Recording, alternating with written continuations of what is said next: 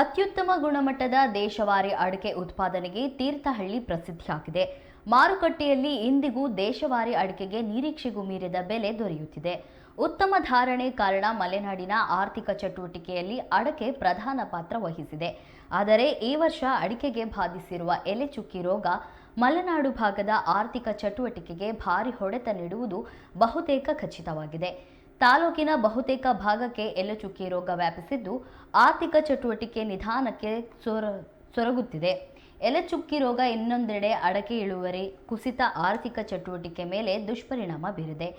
ಸಾವಿರಾರು ಅಡಿಕೆ ಮರಗಳು ಸಾವಿನ ಅಂಚಿನಲ್ಲಿದ್ದು ಮುಂದಿನ ವರ್ಷ ರೋಗ ಉಲ್ಬಣಿಸಿದರೆ ಎರೆಕೆಗಟ್ಟಲೆ ವಿಸ್ತೀರ್ಣದಲ್ಲಿ ಅಡಕೆ ಮರಗಳು ಜೀವ ಕಳೆದುಕೊಳ್ಳಲಿವೆ.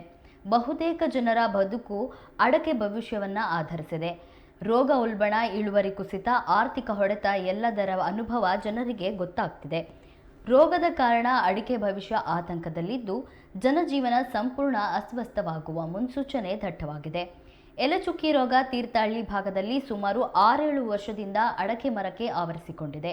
ರೋಗ ನಿಯಂತ್ರಣ ಔಷಧ ಸಂಶೋಧನೆಗೆ ಅಡಕೆ ಬೆಳೆಯುವ ರೈತರು, ಅಡಕೆ ವಹಿವಾಟು ಅವಲಂಬಿಸಿದ ಜನರು ಸಂಘಟಿತರಾಗಿ ಈವರೆಗೂ ಸರ್ಕಾರದ ಮೇಲೆ ಪ್ರಭಾವ ಬೀರುವ ಒತ್ತಡ ಹೇರಿಲ್ಲ.